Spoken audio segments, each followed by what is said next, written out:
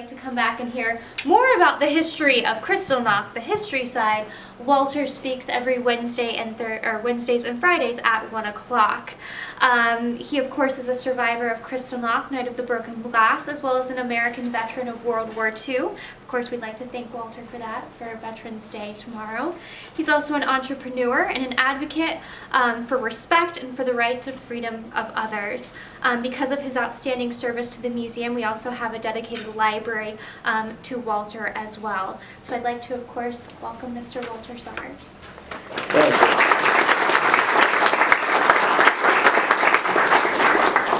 Thank you very much. Can you hear me all right? Yeah. Okay. Thank you very much. I certainly appreciate the honor to be talking to you. My name is Walter Sommers, and I grew up as a German boy, an ordinary German boy in Frankfurt, Germany. I had a wonderful time growing up, I would say right up to 1934, 1935. I was born in 1920, and just to give you an idea how bad the times were, my mother couldn't nurse me, and my father had to put a cow in the basement of our city apartment. That's how bad the times were. Eventually things got better. So I had a very good time going to school. I wouldn't have known what the word discrimination meant. I wouldn't have known what the word anti-Semitism meant. I had Christian friends, I had Jewish friends. The city of Frankfurt was a wonderful community for me to be growing up in. So fast forward, on January 30th, 1933, the Nazi Party took over power, and things didn't change very much in the beginning. In school, we had to snap to attention, give the Hitler salute, saying Heil Hitler was mandatory. There were 4 other Jewish students in our class, and we just went along. All our teachers had to join the Nazi Teachers Union immediately and came to work in with big swastika buttons in their lapel. They couldn't have been nicer to me. There was absolutely no problem. I was a member of a sports club where I played field hockey and ran 100 meters. There was no problem whatsoever in 1933, but in 1934 they called me to the office and they explained to me, we're sorry to tell you, we are not allowed to have Jewish members anymore. And they shook my hands and wished me well. And it so happened that the city of Frankfurt had a fairly large Jewish community, and they had their own field hockey team, and I joined them. And a few weeks later, we had occasion to play against my former team, and we beat them. So I'm just trying to show you that was the relationship. It was them, and it was us, and the word hate didn't even play a part of it. It just didn't matter. In fact, in 1933, my father was a veteran in the German army in World War I, and he was a member of a veterans organization, like I'm a member of the American Legion. And he was invited to participate in the May 1st parade. Now, May 1st is what July 4th is here, and that was a signal honor. Our car was stacked out with black, white, and red flags. Germany had 2 flags, black, white, and red, and the swastika flag. Jews were forbidden to use the swastika flag. And I would say right up to Kristallnacht, my parents would fly the black, white, and red flag with great pride out the window. We were German patriots right up to that point. Like I said, no problem in school. However, I was told I couldn't attend a German college, I could finish high school, and corporations were warned not to hire Jewish employees. So that meant I had no future. So I prepared myself to come to America eventually. I studied French at age 10, English at 11, Spanish at 12. By the time I reached my 16th birthday, I was able to make conversation in Spanish and in English. And I quit school after 6 years, and I became an employee, a junior employee at an export company. It's called an apprenticeship in Hamburg, Germany. There I had to do light correspondence in English and Spanish. And as an apprentice, you do all the work that the others don't want to do. It was a tremendous learning experience. I did this for the simple purpose that I knew when I come to America, I would have to get a job right away and earn a little money. I had to be able to stand on my own 2 feet. So, as a result, I left school when I was 16, and I rented a room in Hamburg, Germany, and I went to work. So fast forward, comes spring 1937. Well, there was a very bad situation. There were some Jewish people who had lived in Poland, who had lived in Germany, but that part of Germany had been turned over to Poland in 1919 as per Treaty of Versailles. And Poland was very anti-Semitic. In Germany at that particular point in time, anti-Semitism was at a very low level, I would say very comparable to what we have in America today. It was no different. My parents didn't know any anti-Semitism. In fact, just to go back, I think I was 12 or 13 years old, I heard the word anti-Semitism for the first time. And when I came home, I asked my mother, and she had to think for a moment. And what did she come up with? The only thing that she could think of was the Dreyfus Affair. Now, the Dreyfus Affair played in France, didn't even play in Germany. And that was in 1890.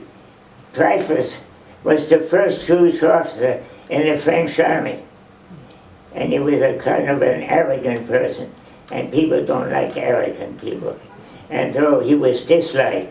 And eventually he lost his commission, and the French sent him to an island in the Pacific. And that's where he would spend the rest of his life. That was my mother's knowledge of anti-Semitism in 1932. It might be 1932, 33. When the Nazis came in 33, nothing really changed except we had to listen to anti-Semitic speeches by Mr. Hitler, Mr. Goering, and Mr. Goebbels. That was almost a weekly situation. And good Christian friends and neighbors, they always came over and said, don't listen to that garbage. This is Germany.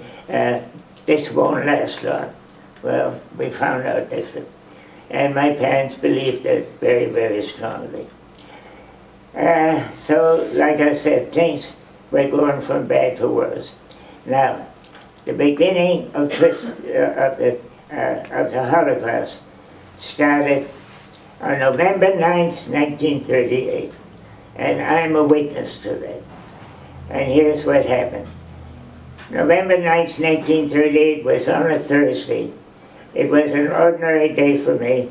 I had to run errands and write a few short letters giving instructions to shipping companies, and also send some notices to customers in Central America and the United States. And it was around 5:15 in the afternoon. We had a wonderful boss, and he had mysteriously disappeared in the afternoon. He was married to an English woman, and I learned later on that he shipped out that very afternoon and went to England. So he must have known that something was about to happen. But the rest of us had no knowledge of the impending situation. So it was about 5:15. I got hold of my bicycle, and another a young man who was working with me, he had a swastika flag on his bicycle, and I had a black, white, and red flag, and we set out to go home. We lived in pretty much the same neighborhood. And as we came to the center of the city, what did we see? There were mobs of dirty-looking people with crowbars and sledgehammers. They were smashing the display windows of retail stores belonging to Jewish merchants, throwing merchandise out in the street. Police were standing by doing nothing. Some stormtroopers stood around laughing. And my Christian friend, he broke down in tears. He said, "This is Germany. How in the world can a thing like this happen?" Now, how did they know which stores were owned by Jewish owners and others? Well, when the Nazis came in 1933, they immediately ordered that all Jewish retail stores had to put a little sign up on the entrance door that said Jewish business. But if you think that that hurt the business of the Jewish merchants, you're mistaken. My father, who was in the grocery business, selling the finest chocolate from Switzerland and Germany, and coffee was a big thing in Germany, and cooking oil, and a few other things. These were small stores. His business boomed during the Nazi era, and that was very unfortunate because the result was that my parents didn't even consider leaving Germany. Since I had a very limited future, they said, "You go to America, we stay here." To make things worse, a sister and a brother-in-law of my father's took a vacation trip to America in 1936. They had some distant relatives in New York and in Cleveland. And of course they had to go by boat, so it was about a 2 months vacation trip. So when they came back, we all got together on a Sunday afternoon for coffee and cake. I think you got the picture. So give us all the good news about America. And what do you think we learned? Oh, we are going to stay here. In German it says, "Wir bleiben hier." We are going to stay here. We don't speak English. Lots of unemployment in America. It'd be very difficult for us to find work. Our children should go who learn how to speak English, but we are going to stay here. And my parents bought into that line, hook, and sinker, and said, I should go, and they would stay here. That was 1936.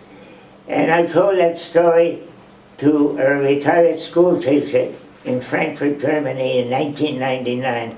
At the time, we were invited by the city of Frankfurt for 1 week, all expenses paid. My wife and I were invited. And I told her that story, and she became so excited about it. And she wrote a whole book on the subject. And it's in our little library. You can borrow it. And it shows you how people felt at that time. They all felt it will blow over, it will not last. And that was pretty much the belief of everybody. Did I personally suffer from anti-Semitism? Not really. In 1935, they had swines that they would not let Jewish young people go to swimming pools. And so I couldn't go to any kind of a swimming pool anymore. And some of my Christian friends said, if you can't go, we won't go. And we had a wonderful time swimming in the river. So that was the spirit. And we did have a great time together. So that was 1935. In 1936, I walked through the park, and in the park, on the bench, on the park benches, it said, "Jews and dogs not allowed." And that really convinced me I'm getting out of here. I'm not staying. And so I landed up in Hamburg, Germany as an apprentice. So it was in the spring of 1939 that we learned that some Jewish people who had been living in a part of Germany that had been turned over to Poland, the eastern part of Germany. And they felt very uncomfortable living under Polish authority because there was a lot of anti-Semitism in Poland. And believe it or not, there were about 4,000 or 5,000 German Jewish people who left Poland and went back to various German cities. Now you've got to understand that in Germany, everybody had to register with the nearest police precinct. You had to give your name and address, and you had to tell them where you went to church. So the police knew exactly where you lived. Now when Mr. Hitler learned about this, damn Jews coming back from Poland moving into Germany, he got all excited, and he decided, these people have to go. They're going to be shipped back to Poland. And the police departments in the spring of 1939 were ordered to arrest all these people, put them on designated trains, and the trains went back to Poland. When the trains arrived in Poland, the Polish government said, oh no, these people left Poland, they're not coming back. And the train stood in no man's land for several days. And that caused some people to get sick, and a few people died. And the son of one of the victims living in Paris, France, became so upset about that situation, he got himself a gun and took a shot at a German embassy official in Paris, France. And that was in the spring of 1938. And of course Hitler said, I'm not going to let these damn Jews go around and shoot our ambassador people. And at that time, I was a member of the Jewish youth group in Hamburg, Germany, and we talked about it, and we were told there are going to be consequences. We don't know what's going to happen or when it's going to happen. And we thought nothing would happen because spring passed, the summer passed, and it wasn't until November 9th, 1938, that all hell broke loose. And so we come to the beginning of the Holocaust. And like I said before, and I am a witness to that, and I saw the beginning. And I think that's about all I can tell you about that. So thank you very much for listening. Would you mind sharing with everyone about your... I can't hear you. I still can't hear you. Your voice doesn't carry. Would you mind sharing about your father during Oh yeah, I forgot, yeah. Well, on Kristallnacht, I rented a room with a very nice Christian landlady, and she said, you may not be safe staying here, because she heard that they were arresting Jewish men in some of the cities. I forgot all about that. And so it was right then and there, I got a phone call from some friends. And who were these friends? They were Romanian citizens. And they had become good friends of mine. And they said, you may not be safe where you're staying. Why don't you pack a suitcase, get all your stuff, and move in with us? And I did. And I spent the next 3 following nights with them. The next day, I called my mother, and I got the bad news that my dad had been arrested the night before by a friendly policeman who came around 11 o'clock at night. And he said, I'm sorry to tell you, I mean, in just that kind of a voice, I have to take you down to the police station. So take your time, put some warm clothing on, and here's the picture of my mother, my father, and a policeman sitting in our apartment kitchen after 11 o'clock at night having something to eat. The policeman took my dad down to the police station. There were other German Jewish men waiting, and eventually, after a little while, they were turned over to a detachment of stormtroopers who marched him to the railroad station, and he was sent to the Buchenwald concentration camp. Fortunately, 2 days later, we received our American immigration papers.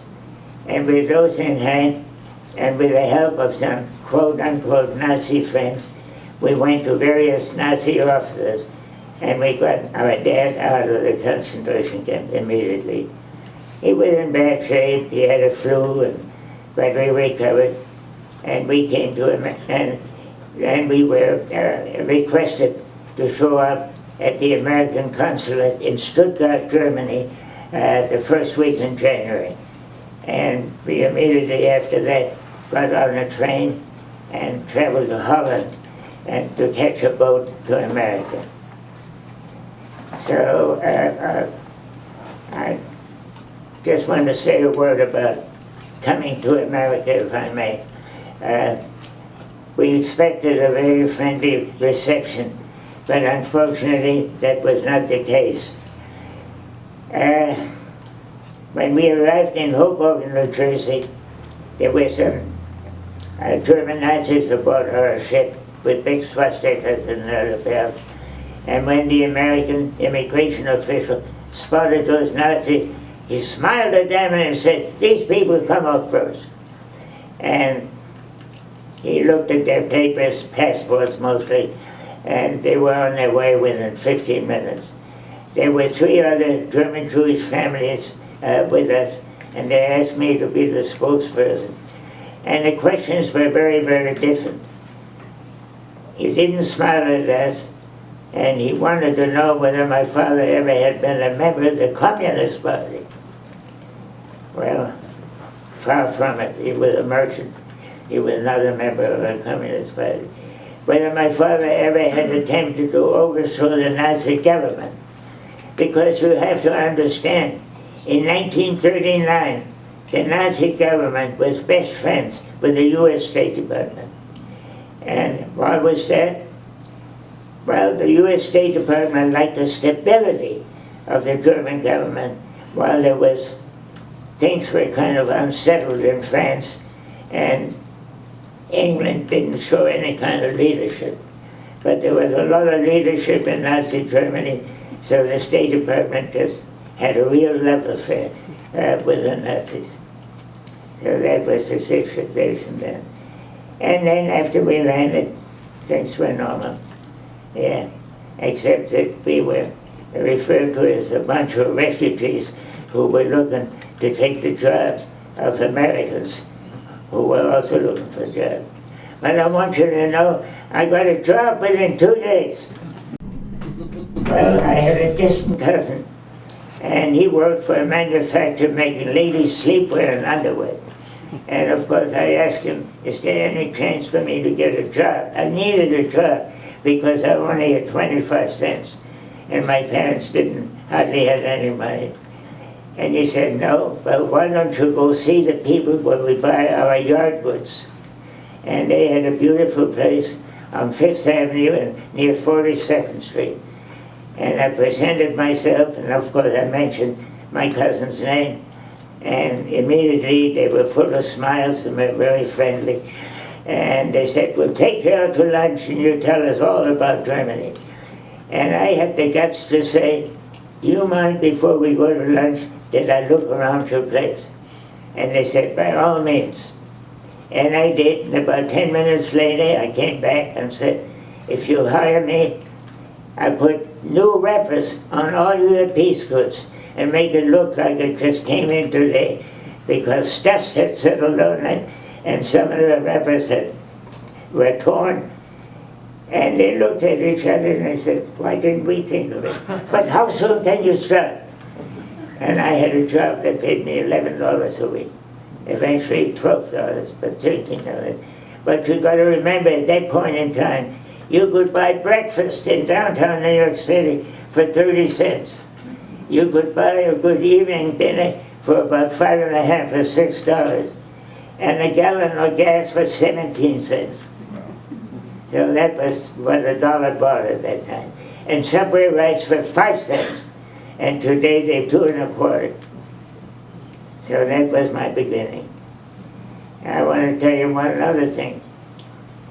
I had been in high school for 6 years, and I had my papers with me. And I decided I needed a high school diploma, an American high school diploma. I went to the #1 high school in Washington Heights, where Henry Kissinger had gone to school. And when they looked at my papers, they said, "We got nothing to teach you except American history and civics.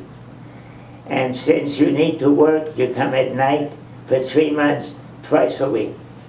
And I got my American high school diploma. And now I could go on and take college courses. And it helped me when I entered the Army on December 8, 1941. I was a high school graduate. So that's my story. Thank you for listening. Thank you.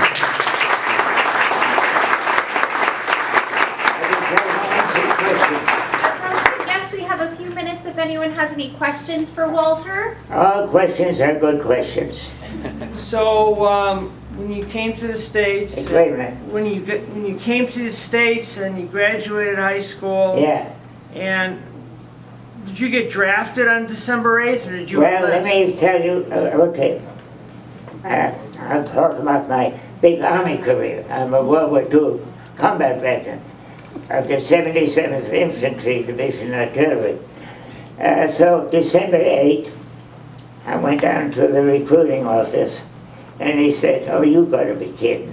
You're not even a citizen. You better turn around and go back to Germany. They need you there." Because on December 8, 1941, there was a lot going on. The Germans were occupying Belgium, France, and Holland, and of course they were occupying Poland, and they were fighting in Russia. So I said, "No, I think I'll be very happy to stay here." However, about 5 weeks later, what did I find in the mail? My draft notice. So I went back with my draft notice, and there was the same guy sitting there. And he looked at my draft notice. "You're in the Army now." And he just asked me, "Is there any particular branch you want?" I said, I want field artillery." "Why do you want field artillery?" I said, "Because I had a grandfather who served honorably in the Prussian army in 1870, 1871. And he was a field artillery man, and he did so well that he was awarded the highest Prussian peace by the King of Prussia.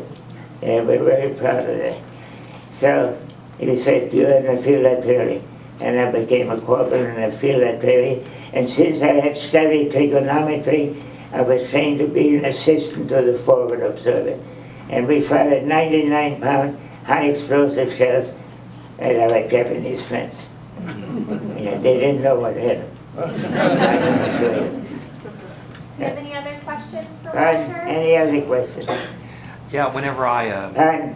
whenever I was stationed in Munich, In Munich? in the mid '80s, Yeah. some of the clinic that I worked at, there were a lot of the elderly Germans that worked there, so I would always pull them off to the You went side. to the Hofbräuhaus, I hope. Well, that was one place. Yeah, that's what. But anyways, some of the older Germans would tell me about Kristallnacht. And the next morning when they got up, they went down to the streets of Munich. Yeah. And a lot of the major department stores, which were Jewish owned, it was littered with glass and crystal all over the streets. And they said it just shimmered like crystals and diamonds everywhere. And that's how they got the name Kristallnacht, the Crystal Night. What year was that? Excuse me? What year? Well, I mean, when I was there was 85. In 1980? Yeah. So they would have been around probably 50 years old. I never heard that story. Mhm. But that's what I saw when I walked through the streets of Hamburg. Mhm. Right. Yeah. That's exactly what I saw. Mhm. Yeah. When you smashed the display windows of retail stores. It's like a bunch of crystals laying out in the street, right? So they simulated that. That's interesting. I never heard that story before. Thank you. Eva? I just want to make a comment. We are very lucky and happy to have with us Mr. Walter Sommers, an original from Germany who survived Kristallnacht. I don't think that we realized that there aren't too many of the survivors of Kristallnacht around, so this community is very lucky and happy to have you with us. Thank you. I'm probably the only one in Vigo County. Maybe the only one in Vigo County.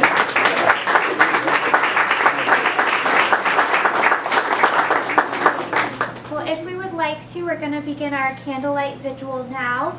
We'd like everyone to kind of make a U-shaped line around the perimeter of the room, if you can.